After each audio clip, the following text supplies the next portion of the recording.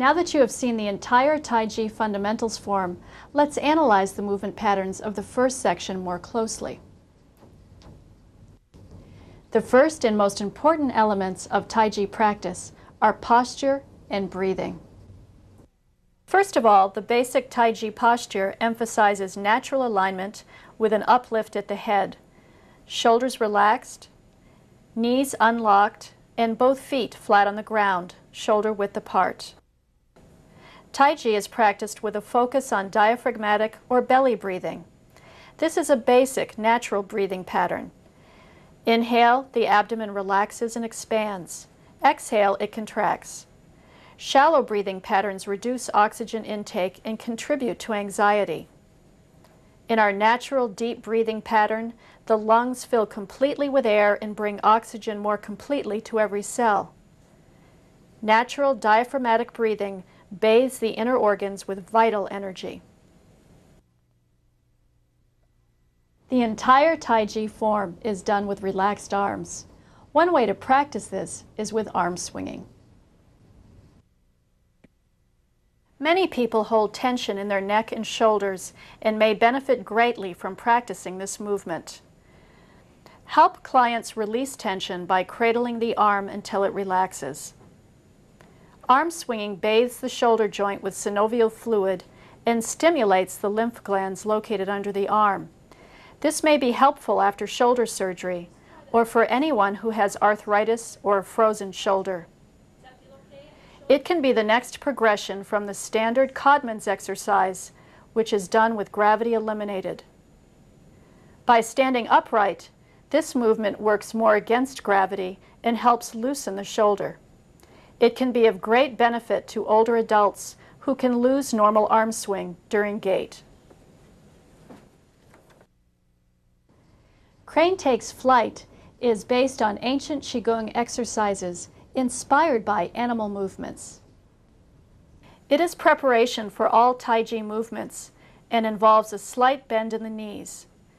The feet are pointing straight ahead, hip distance apart, and the knees stay in alignment with the feet. The tailbone stays in line with the heels. It can be initially practiced using support. Avoid moving the pelvis anteriorly or posteriorly.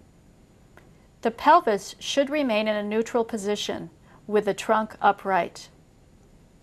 Keeping the back straight minimizes stress to the back. This movement strengthens the quads, thereby preventing stress to the knee joint. Ankle dorsiflexion, necessary for good balance, is often lacking in older adults. This movement promotes greater range in this area. Increased ankle dorsiflexion allows more weight to transfer evenly into the balls and heels of the feet. This movement is important for transfers, such as getting in and out of the tub, and for lifting. The arm movements are optional depending on a person's balance and coordination, and add a cardiovascular benefit. In this movement, the arms stay relaxed while working against gravity. Slow, relaxed movement reduces stress to the joints and improves kinesthetic and proprioceptive awareness.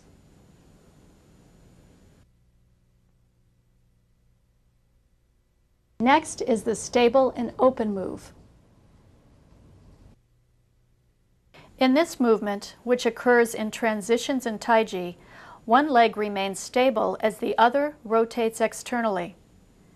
This can be done with support. Here, the external hip rotation stretches the groin muscles, which can often become tight with disuse. This movement increases range of motion and strength in the hip area, both of which contribute to dynamic balance. The arm movements benefit posture by activating the scapular muscles, and this helps to address the flexed posture that develops in many older adults. By holding the arms up the entire time, there is a greater cardiovascular benefit. Expanding the chest muscles from a flexed to a more open, extended posture can have a positive emotional benefit. An important concept in Tai Chi practice is rooting, or establishing a stable base of support. Bear rooting involves double limb weight shifting and then progresses to single limb stance. The knees are slightly bent and the body upright. The unweighted foot lifts off the ground while the pelvis remains balanced. Avoid leaning. The weight is evenly distributed on the balls and heels of the feet. This is good training for advanced functional movements which incorporate balance, such as gait training and transfers. The flexed knees shift the weight to the lower extremity, making this an excellent load-bearing exercise. The bear walk introduces an important movement pattern which is practiced throughout the Tai Chi form. This is called the 70-30 stance. When the weight is forward, there is 70% on the front foot and 30% on the back. When the weight is on the back foot, it supports up to 100% of the weight. The body stays upright with the pelvis in a neutral position. Watch for changes in trunk position. In this movement, the feet are shoulder-width apart and the feet remain flat throughout the movement. The back foot is at 45 degrees and the body facing forward in the direction of the front foot. The knees stay bent as weight shifts back and forth.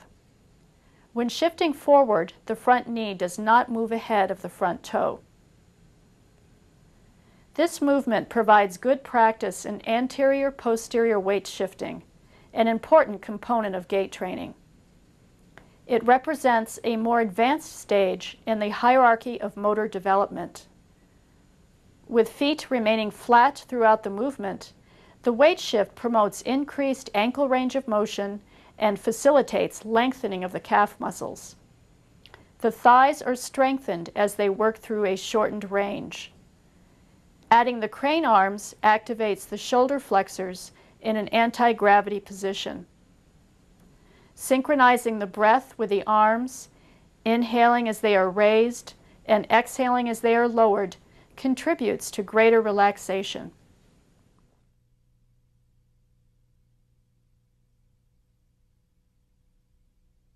The next three moves involve rotation of the trunk and pelvis as a unit over the stable legs.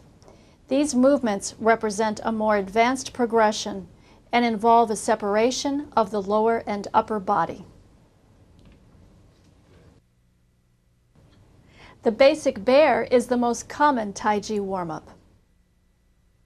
With a double stance weight shift, the trunk and pelvis rotate as a unit over the stable legs. The weight shifts and the torso turns in the same direction. The knee is in alignment with the foot when the leg is weighted.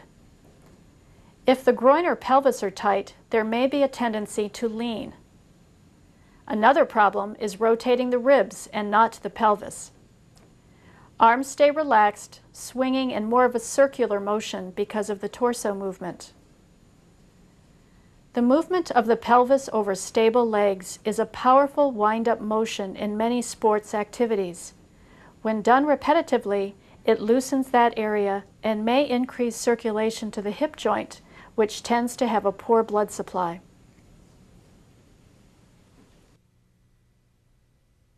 Holding the moon is a Qigong exercise traditionally done in a static standing posture.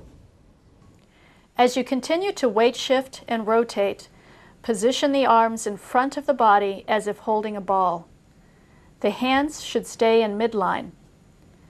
The fingers are facing each other with the thumbs closer to the body in the shape of a crescent moon. This hand position may help to teach the positioning of the trunk over the pelvis more accurately because the hands act as a marker. They stay in position and prevent the upper body from rotating ahead of the pelvis. The arms now swing in a fashion similar to cross-country skiing.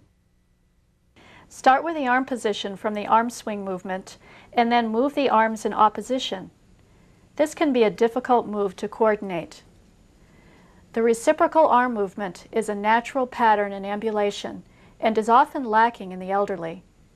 The arm swing supports a deeper rotation of the pelvis. Range of motion is increased as the body moves through multiple joint movements.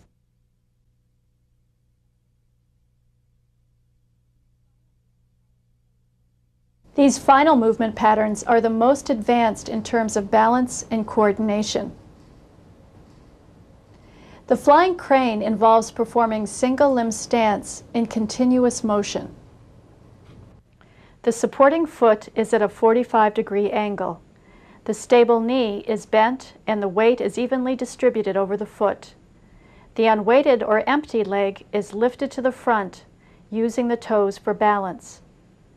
This activates the whole trunk, enhancing postural control. Avoid tilting the body. Avoid locking the knees. Avoid moving up and down. The leg can be lifted higher and held for longer for additional strength and balance benefits. This can be practiced with support. The arm movements can be done separately. They open the chest and expand breathing. Unilateral weight bearing in a continuous motion improves balance and builds strength. This movement challenges the center of gravity, which in turn will improve both static and dynamic balance.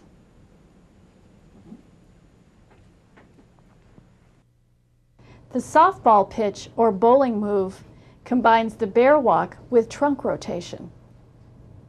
The feet are shoulder width in the 70-30 stance, both feet flat. The front knee does not exceed the front toe when shifting forward. Body stays upright. When the weight is shifted back, the pelvis rotates toward the back leg. The pelvis returns to neutral over the front leg as the weight is shifted forward. This 70-30 stance requires lengthening of the calf muscle and flexibility in the ankle joint. In addition to the anterior-posterior weight shift, the element of rotation is added to this movement along with arm swing. These are the complex moves which benefit gait training and coordination.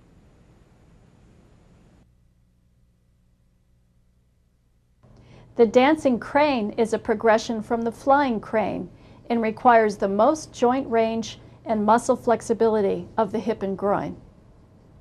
With a supporting foot at a 45-degree angle, the knee is bent. The weight is evenly distributed over the entire foot. The unweighted leg is externally rotated and lifted to the diagonal, keeping the foot and ankle relaxed. The leg can be lifted higher when applicable. Again, support can be used. The pelvis stays balanced.